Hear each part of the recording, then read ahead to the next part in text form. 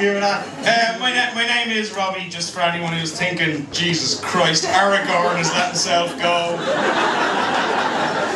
Maybe you're just thinking, Jesus Christ has let himself go. There may also be those who are wondering how the hell I even got in past the bar staff. I just threw me sleeping bag at them and ran. Someone told me the other day I look a little bit like a 1970s hunger striker who's not really trying. I don't know. Because now I'm Robbie the comedian. I'm not an undercover guard from Dublin trying to blend in Galway.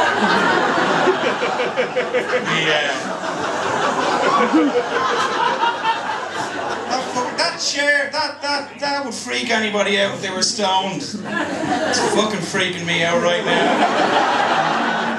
You know, I don't need it, because one thing I normally get paranoid about is people that leave drinks on the arms of soft armchairs, you know what I mean?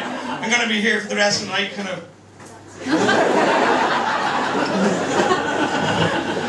Has anyone here ever been stoned? Yeah, right. I'll tell you all about it if you get me through to the next round. So, thanks a million, ladies and gentlemen. Have a good one. Robbie Bonham. Bit of hush before you explode with applause. Robbie Bonham!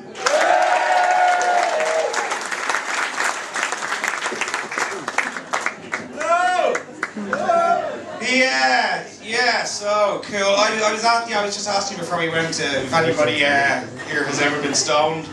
Can I just get a quick show of hands? Yeah. Cool. I know there's more than that. Come on, Galway's alive with drug use. You just hide it whenever someone from Dublin comes up, in case they get the wrong idea and decide to stay. So you just hide all the drugs away from you, eventually fuck off home disappointed and feel the need to write graffiti on the biggest visible wall on the way into town. Am I the only one that saw that graffiti? Maybe it's bad, I don't know. I'm getting a bit nervous now. Hang on a second. I'll have to picture the audience naked first. She's not a natural blonde. Sorry, this is going a bit all over the shop now. It's funny when you're standing on a stage in front of like 100, 150 people with a mild erection, where you realise that the second you pointed that out, everybody has momentarily glanced at your crotch. Including the guys, which makes them gay. Then you further go on to realise that I don't really have an erection, I just said that as a joke. Now everybody thinks I have a really small penis. My sex life is largely internet based, so it's not the length, it's the bandwidth.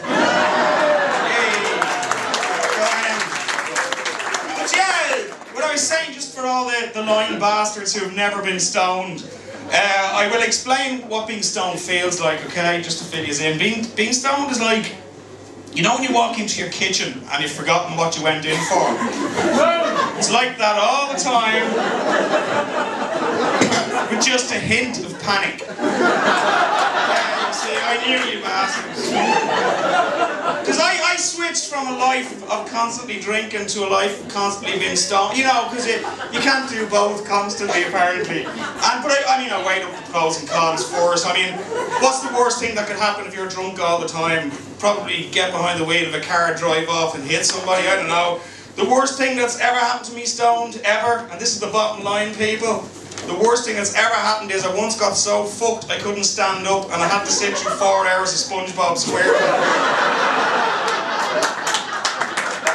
Which, if anything, is only enhanced by the drugs. Thanks a million, ladies and